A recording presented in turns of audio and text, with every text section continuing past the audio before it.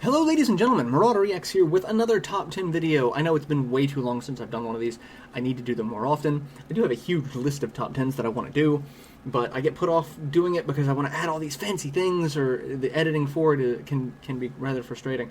But I'm going to suck it up and deal with it and do more of them because they are fun to do, people enjoy them, and it gives you kind of a unique look at like the type of games I enjoy versus the type of games you may enjoy. Speaking of, the last Top 10 I did, there was questions of what constitutes this or that. That's a thing. This argument of what type of game is what has been existing in gaming since the 90s. It's not going to go away anytime soon. You can wholeheartedly disagree with anything on my list, either it being worthy of being in a Top 10 or it being of that particular genre. That's great. That is your prerogative. Just know you're probably not going to change my mind, and you're definitely not going to change my mind if you come acting like an asshole, because don't act like an asshole. That's just the mantra of everything. Because you're probably not going to change anyone's opinion by being an asshole. You're definitely not going to change mine, and I'm just not likely to listen to you by, like, if you disagree, that's fine. If you do it in a civil way, I'll, it's great, but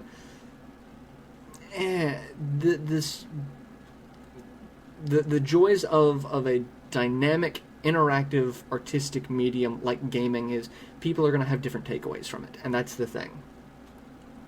If someone has a takeaway of this is this particular type of game, you really can't say anything to the contrary, because that's the takeaway. If you want games to be treated as art, you're going to have to realize that people are going to disagree with your opinion, and they're going to have a different takeaway than you, for good or ill. That's the downside to it.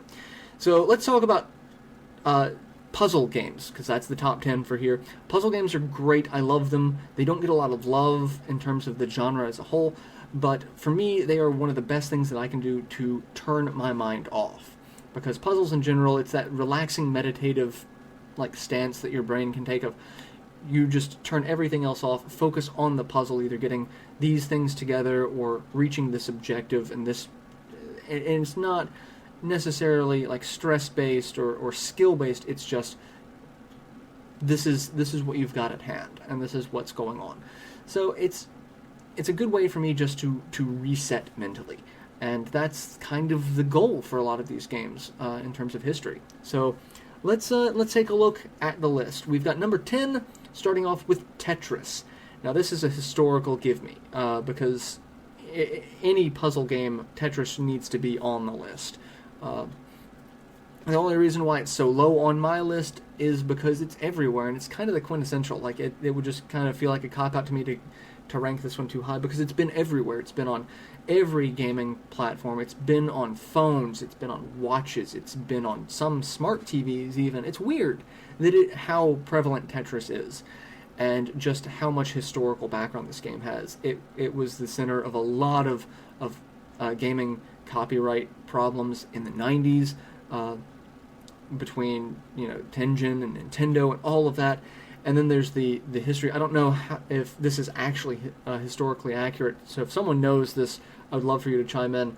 But I've read that Tetris was designed by a Russian scientist to help other Russian scientists keep their minds focused, but not necessarily on their task at hand, so that they didn't burn out as quickly, which is why I love puzzle games. It's that meditative, turn your brain off other than this, but it keeps the cognitive wheels turning so that you can keep focused, but in a different way, so that it kind of helps you relax a little bit.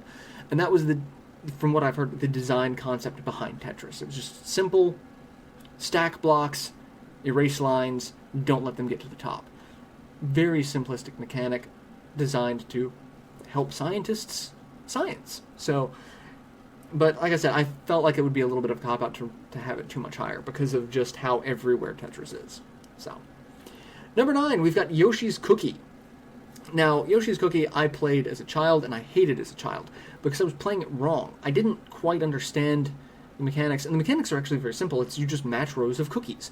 But the single-player campaign starts off very easily. It starts off with a 2x2 block, and you just move one, and everything goes away. And then it's a 2x3, and then 3x3, and it just progressively gets bigger, and I thought you had to do it in as few moves as possible. It's just, as long as it's done, it goes away. I didn't realize at the time that it was different, and that, you know, things, you couldn't really paint yourself into a wall because it would continue.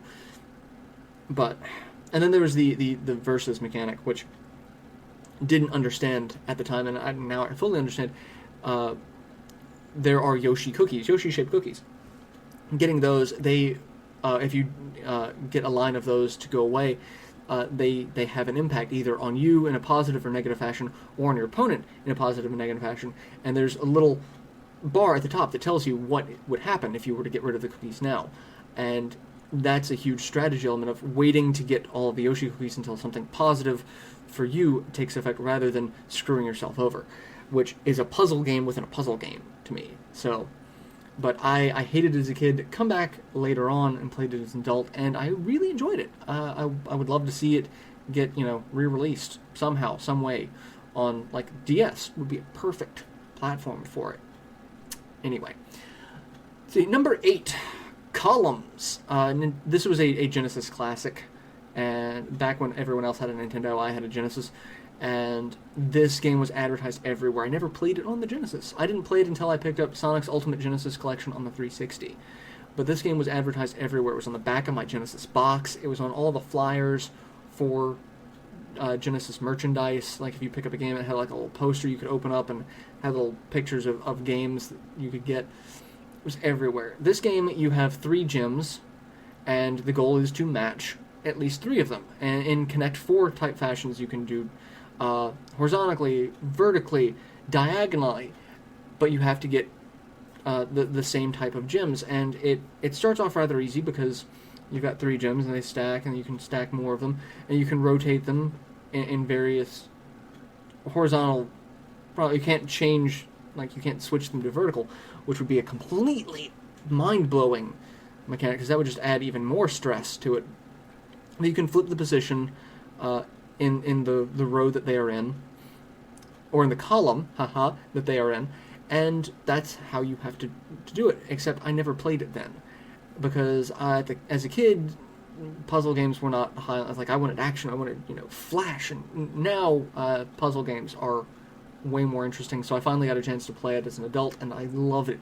It can be very hard, because most other puzzle games, you have like 1 or 2 things you have to look out for. This one you have 3 to start off with, and then it builds up so quickly because of the number of things being thrown at you at once. So it's very, very rough to get into, which amazes me that it was as popular, because as a kid I would have hated that game. Hated it. So, let's see. Number 7, Dr. Robotnik's Mean Bean Machine. This game is Puyo Puyo. That's, like, I've never played Puyo Puyo, which is why Dr. Robotnik's Mean Bean Machine is on the list, because I've never played Puyo Puyo just by itself. But it's very similar. It's you match 4 of the same little slime monsters, and they disappear and vanish into the ether, and that's the goal. But this has a Sonic the Hedgehog skin to it, and not even Sonic is the hero. This is Sonic's bad guy, Dr. Robotnik. And it's not even Sonic from the games. This is Sonic from the 90s cartoon. Not the good 90s cartoon, where he was with the freedom fighters trying to save the planet and Uncle Chuck. No, this was the bad 90s cartoon, where the animation was crap and all he cared about were chili dogs. And your enemies are Dr. Robotnik and Scratch and Grounder and Coconuts the monkey, and this was a weird game. Not Puyo Puyo itself, not a weird game. The skin that this was a weird game, and the reason why I chose this one is because of how weird it was. It was weird to see Sega acknowledging this terrible cartoon. I'm gonna get fried in the comment section for disliking that cartoon, I swear. But yeah, that was number 7. Number 6, we have Mr. Driller, and this is one of those games that people are probably going to disagree with me on, but I think, and I feel it is a puzzle game, because you have to think 2 or 3 moves ahead of what you're actually doing. Because the goal is to drill down as far as possible, but drilling changes the terrain around you, causing things to fall, meaning you can get crushed in a cave-in, or access to your materials can be limited, or you can be blocked into places that are harder to drill through. It's very, very puzzleized because you have to think ahead of what you're going to do to get to that next level. And it becomes harder and harder because as the further down you drill, you have the air mechanic that means you need to get air capsules, otherwise you suffocate and die. So you have a time limit to get to certain things and then get to your goal as well. So you have to plot out. It's like, I can go this way without causing a cave-in, or I can go this way to get the air, but it's going to cause a cave-in, so I have to be quick and get to this other safe zone. And that, to me, was just a very fast-paced puzzle game. It was very action-oriented, but it was still, to me, a puzzle game because you have to think within the mechanics of the game to not crush yourself, but still make it to the end with enough air and get to the air. That was... Again, a lot of people are probably going to disagree with me that it was a puzzle game. I feel that it's very puzzle-esque because even though you're sitting here having to plot things out, it has that same effect of you just turn your mind off to try to focus on just the mechanic of the game. So, I know a lot of people are going to be like, well, that definition, anything could be a puzzle, and shut up. Done. So, that was number 6, Mr. Driller. Fantastic game. Check it out. Number 5, Bust a Move. And this game has also been pretty much everywhere. It's also Puzzle Bobble. I forget its alternate name, but it has a couple of different names. But Bust a Move is what I know it as. I got it on the Dreamcast in high school, and I actually let a friend of mine play it, borrow my copy, and I was hanging out with him and his younger brother, and his younger brother's just kicking ass at this game, just left and right. And I didn't know this at the time, but my friend's little brother is colorblind and was having, he actually had to learn the game based off of, most people play it looking at the colors of the balls to match. He was looking at the inner shapes, the inner animations of the balls to match things that hit his particular color blindness. But he was able to overcome that handicap that most normal people would just put the game down if that was the case. It's like, oh, no, I'm colorblind, I can't tell. It's like, no. He was like, no, there's you don't have to just match the colors. There are things inside it that you can match that are unique. Like, say you're red-green colorblind. It's like the red orbs have, like, bubbles in them, and the green have, like, some sort of flashy thing. Like, that's how he matched them. And he got so good at it that he kicked the crap out of everyone else playing the game. Like, we could not play against him. Which you would think, oh yeah, you're colorblind, you're going to have a hand. No. He mopped the floor with us. And made me very, very unhappy. That a game that I played so much so that there's actually a thing where if you play a game like that, so often when you close your eyes, you still see, and your brain is still thinking, and you're still visualizing that. That happened to me several times playing that game, and he just came in and just, like, that's the only puzzle game I've ever played that I've had that effect of still visualizing and seeing things. Even when I just step away from the console, close my eyes, I'm still seeing it, and my mind is still thinking about it. And he was just, nope, I'm better than everyone. So, but that is a game that just kind of endeared itself to me because of that history. So, not bad for the number 5 spot. Number 4, Tetris Attack. Now, this game has a lot of other variants to it, which are going to probably be in some of the honorable mentions. But I never played Tetris Attack on the SNES. I didn't play it until years later on things like the Virtual Console or emulation or things like that.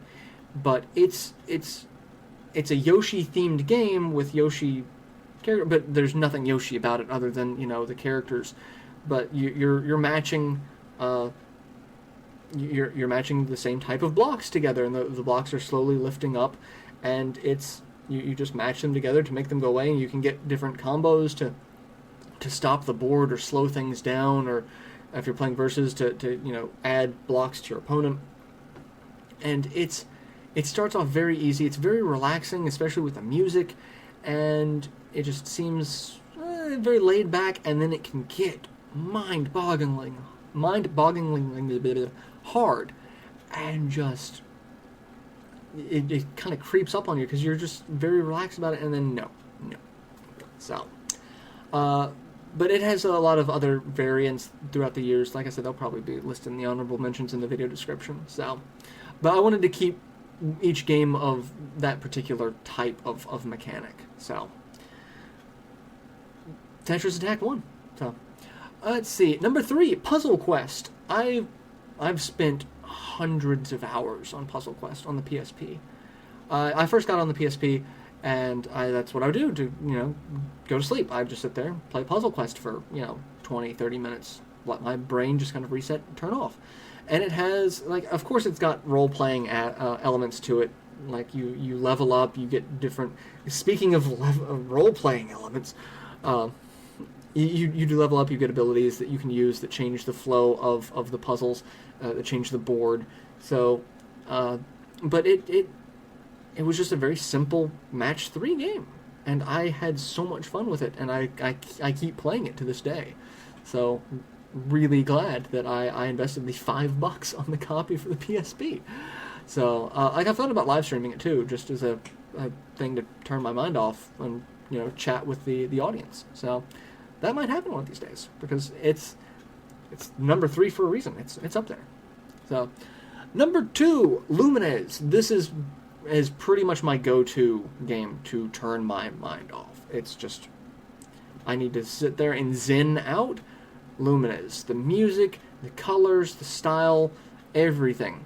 For those of you who don't know, Luminate, the mechanics are basically, you get a block of 4 of, it's 2 colors, and the colors change as the level goes on, but say, black and white, and they can be, the whole block can be black, the whole block can be white, or it can be any combination of a 2x2 block, so you can have 1 black and 3 white, or vice versa, and you have to match at least 4 of them, and make squares or rectangles or other geometric patterns on the board as a line goes across it in beat with the song, or in tempo with the song, rather. And so that means it can go faster, it can go slower, based off of what is actually playing. And it gets really interesting, because if you put something down at the wrong time, if the bar passes through it, it will take whatever is there and leave something behind. So you have to time things very precisely.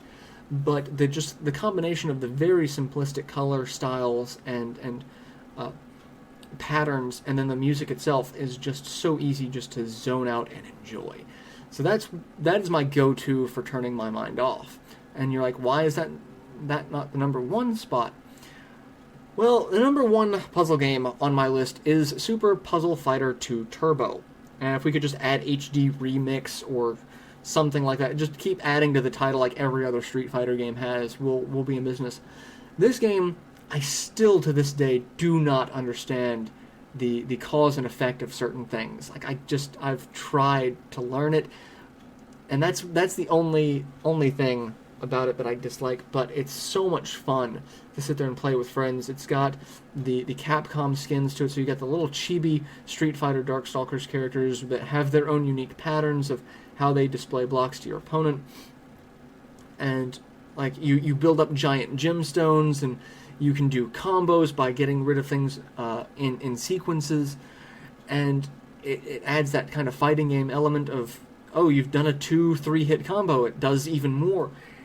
But like Puyo Puyo, when you get rid of certain things, it sends them to your opponent.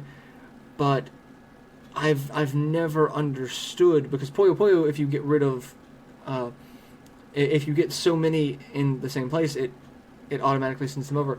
For Super Puzzle Fighter, you have to get a glowing stone to get rid of stones of that color. So you can build up this giant blue stone that's not going anywhere until you get one of the blue glowing gems to get rid of it. So it adds a higher level of frustration, because it's like, okay, you have a strategy, you want to build up. Well, what happens if you don't get that stone? You've just now taken up half your field, and you're that much closer to dying. It's so different. But I still to this day do not understand a lot of the cause and effect of that game. Oh, I got rid of 80 gems, and it only gives 3 to my opponent. I don't understand why, because they did something on their side that we don't know how it affects.